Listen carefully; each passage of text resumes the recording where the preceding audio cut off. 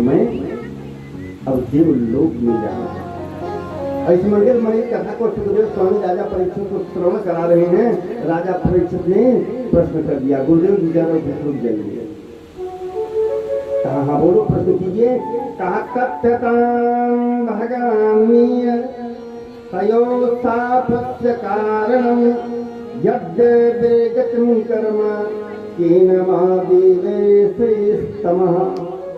कहा महाराज जी बताइए क्यों श्राप दे दिया गया, कौन थे जो जोड़ुआ थे? तो कहा हाँ, कहा इन्होंने गलती किया था, कहा इन्होंने बहुत बड़ी गलती की। कहा क्या? अब सुखदेव स्वामी राजा परीक्षित को यह मंगलमयी कथा श्रवण करा रहे हैं। कह रहे हैं कि इन्होंने गलती ये किया कि महिलाओं के घाट पर चले गए। पहले वस्त्र बहुत कम था, वस्त्र की कमी थी, तो वही वस्त्र पहनते थे उतार करके नग्न होकर के, चाहे पुरुष हो चाहे महिला। तो महिलाएं नग्न होकर के स्नान कर रही थी। ऐसे सबसे बड़े आदमी के पुत्र थे, इसके कुबेर के। अब बड़े का जो बेटा है ना, जो धर्म नहीं करता है, तो वो बड़े के बेटे जो है ना ऐसे बिगड़ ही जाते हैं।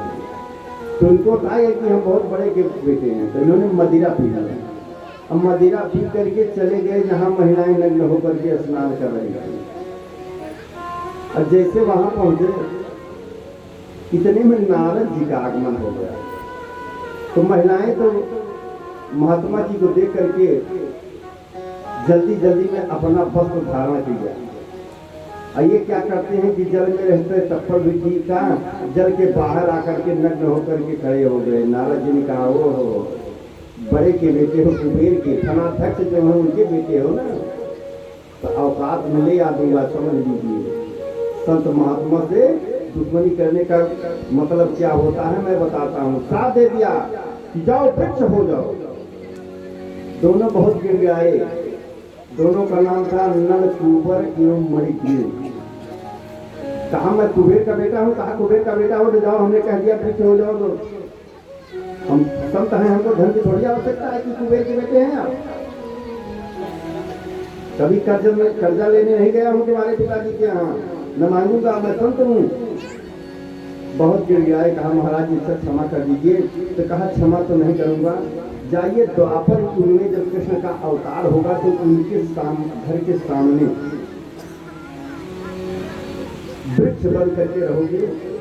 अब कृष्ण भगवान का जैसे स्पर्श होगा वैसे तुम्हारी मुक्ति मिल जाएगी।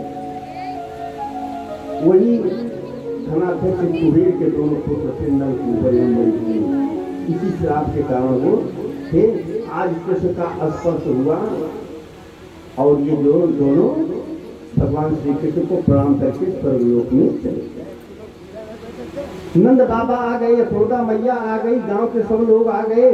कहा पेड़ गिर गया लेकिन हमारा कन्हैया बाल बाल बच गया, बाल बाल बच गया।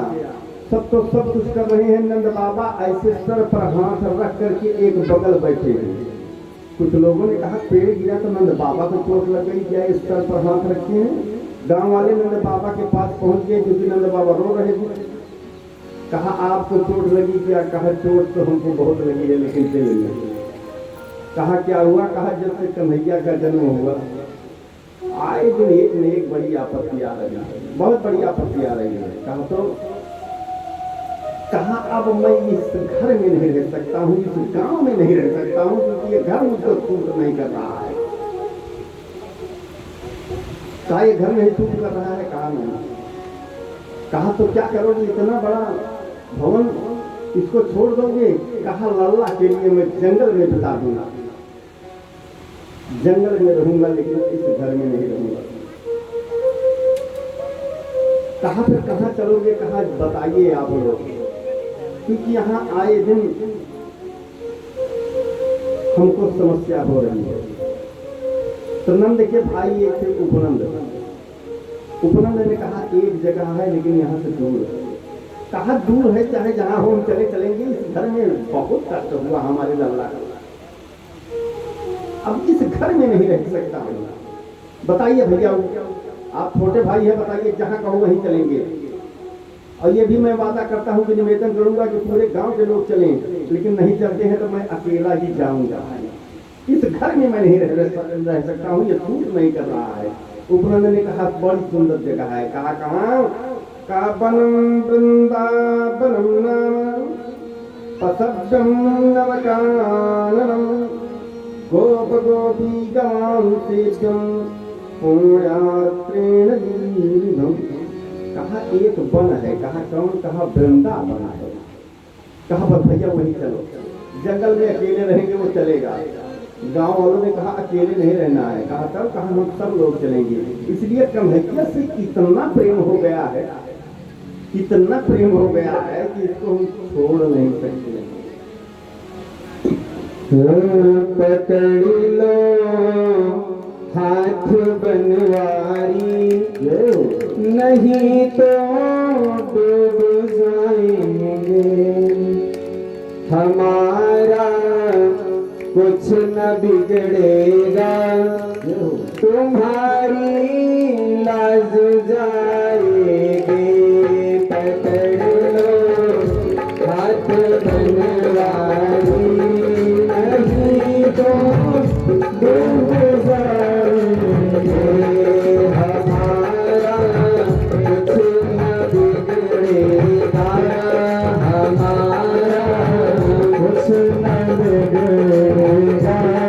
तुम्हारी लाज जाएगी, तुम्हारी लाज जाएगी।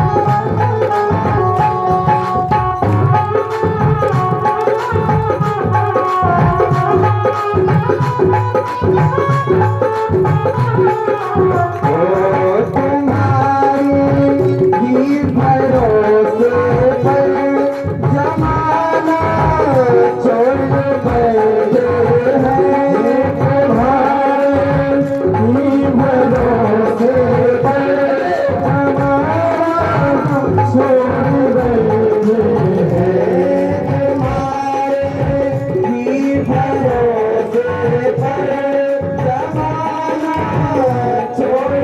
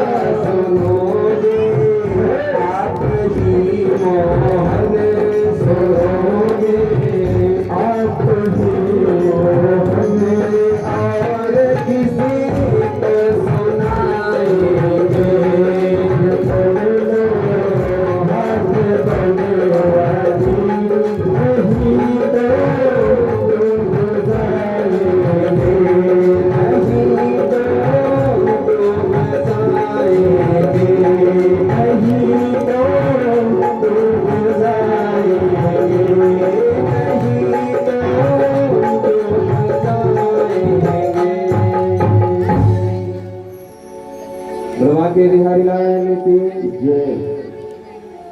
आज नंद उपनंद एवं समस्त गांव के लोग सब बैलगाड़ी छकड़ा पर लाद करके चले गए वृंदावन। वृंदावन की पावन धरा पर पहुंच गए। गोकुल छोड़ दिए 5 वर्ष की अवस्था। क्या करें, नंद बाबा वो बैठे इस घर में रहते रहते सब दिक्कत हो रही है। अब वहां पहुंच गए, वहां पर भवन बनवाया और रहने लगे। अब वहां पर भी होता क्या है, कंस की व्याकुलता सदियों बढ़ती है। व्याकुलता बड़ी देख रहे हैं कि गोकुल में कोई है ही नहीं। कहाँ है, कहाँ चले गए लोग? पता किया तो पता लगा कि ऐसा है, ये तो वृंदावन चले गए। कहा हम भेजेंगे वृंदावन। अब राक्षसों को भेज रहे हैं, इधर कृष्ण बलवान लोग समुद्र बालाबाल जो है टहल रहे हैं, नदी के किनारे टहल रहे हैं। बकासुर आया, बगुला बन करके देखा, कहा वो हो, ये तो बड़ा सुंदर बगुला है। इतना देखते देखते बगुला देखता रहा, जैसे कन्हैया आए वैसे निकल गया। कन्हैया को तो नाश्ता कर दिया। अब कन्हैया का जब नाश्ता कर दिया तो कन्हैया ने क्या किया कि गए अपने शरीर का विग्रह इतना गर्म कर दिया, इतना गर्म कर दिया तो उसको लगा कि आग का अंगारा खा लिए हैं। मुख द्वार से उगल दिया। कन्हैया ने बीच से श्वास छिद्र को बंद किया। गोविंदाय नमः नमो नमः, बकासुर का उद्धार हो। इधर माखन लीला आई। कन्हैया ने सबको बुलाया। अब कन्हैया ने सबको बुलाया और कहा कि ऐसा है, जितने ग्वाल वाल थे सबको बुला कर कहा कि एक नया खेल खेल। कहा कौन सा खेल? कहा चोरी चोरी। सीतामा ने कहा कि चोरी चोरी का खेल क्या है? तो भागवत में सीतामा 3 आए। एक तो ये बाल कथा है सीतामा, ग्वाल। दूसरे सीतामा माली, और तीसरे गुरुकुल में सुदामा, ये ग्वाल। कहा चोरी चोरी नहीं। सबने कहा कि चोरी चोरी क्या है? कहा चोरी करेंगे। कहा चोरी तो बाप आजा दादा पर पाजा छाजा किसी ने नहीं किया। कन्हैया ने कहा हम तो करेंगे, जो किसी ने नहीं किया वही करेंगे। कहा पकड़े जाएंगे तो कहा देखा जाए। कहा कहाँ चोरी करना है? कहा अपने अपने। सबने कहा कि ठीक है, अपने घर में करना है तो कम मार खाएंगे। किस चीज की? कहा और कुछ नहीं, माखन मिश्री यही मलाई यही सब खाना है और क्या। कहा कि ठीक है। कहा कि अगर हम पकड़े गए तो कन्हैया ने कहा हम परफेक्ट कर देंगे चोरी करने में। कहा ठीक है। अब तो माखन चोरी प्रारंभ हो गई। अब माखन चोरी जब प्रारंभ हो गई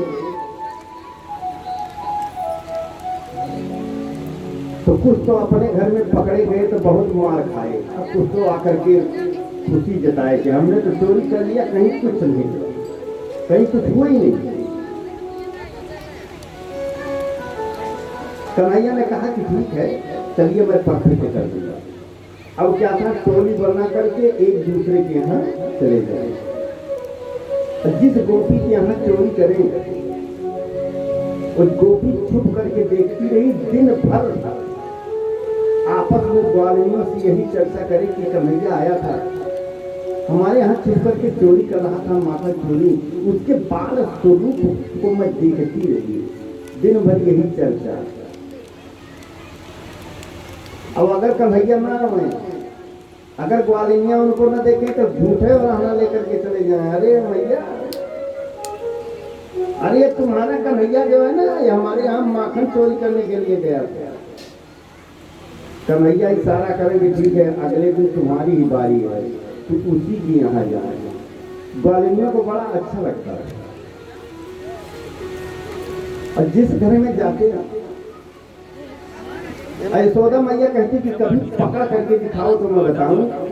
एक दिन कन्हैया गए चोरी करने के लिए, समस्त ग्वालों ने, जितनी ग्वालिनियां थी, सबने ये विचार बनाया कि ऐसा है कि एक दिन पकड़ करके यशोदा मैया को दिखा दें।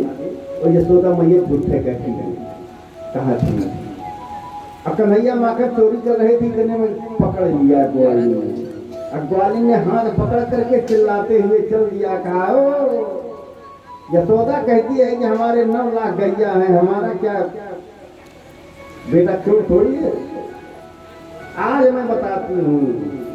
अब कुछ दूर जैसे आगे गई, कन्हैया का घर पड़ने वाला था, तो उस ग्वालिन के जेठ जी आ गए। और जेठ जी आ गए तो घूंघट डाल दिया। और जैसे घूंघट डाला, कन्हैया ने कहा सुनो। कहा क्या? कहा ये हाथ बहुत दर्द कर रहा है, इसको पकड़ लो, बहुत तेज पकड़ी हो। कहा चलो लाओ। और जब हाथ छुड़ा पाए तो उसी के बेटे का हाथ पकड़ा दिया। और ग्वालिन जो है पहुंच गई, समझ रही है कि मैं कन्हैया को पकड़ी हुई। और कन्हैया जाकर के पहले घर में विराजमान हो गए। अब ग्वालिन को बुलाना दे रही है।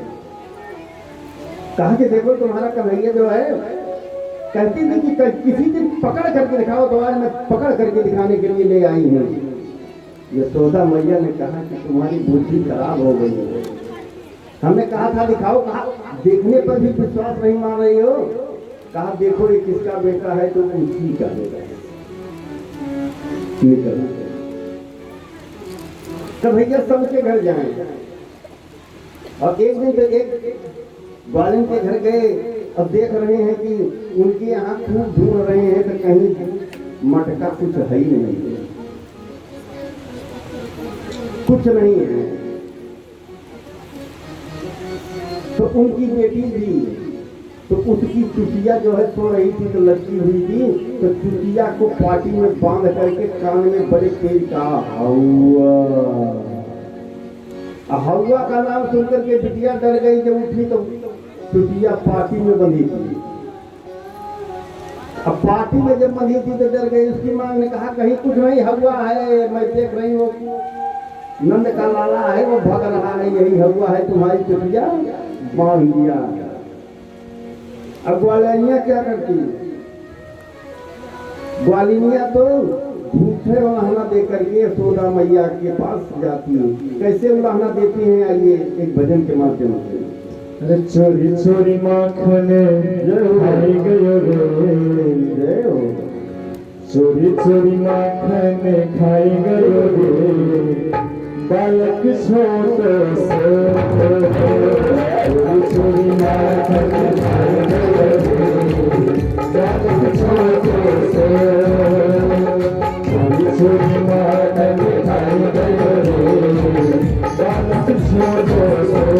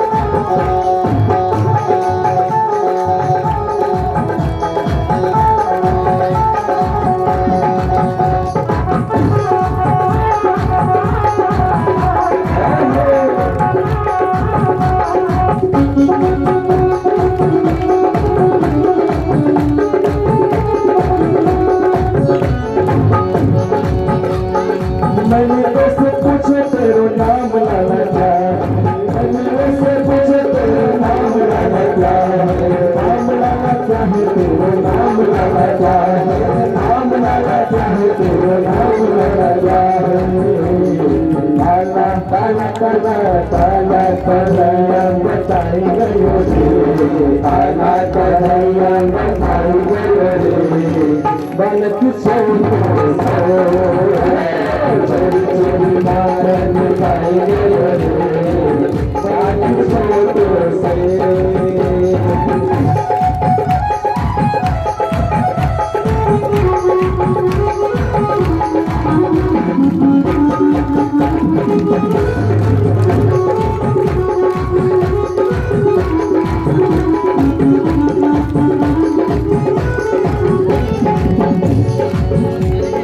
मैंने उसे पूछ कर बात का कौन है मैंने उसे पूछ कर बात का कौन है बात का कौन है बात का कौन है बात का कौन है बात का कौन है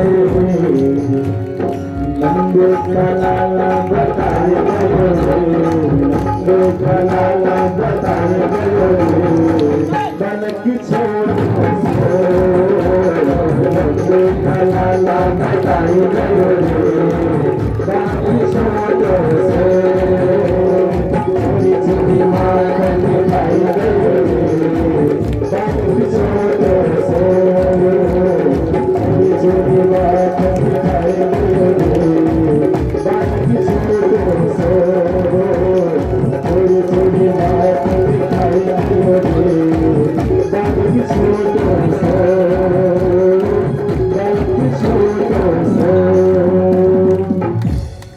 बोले बारे कृष्ण लाल की जय।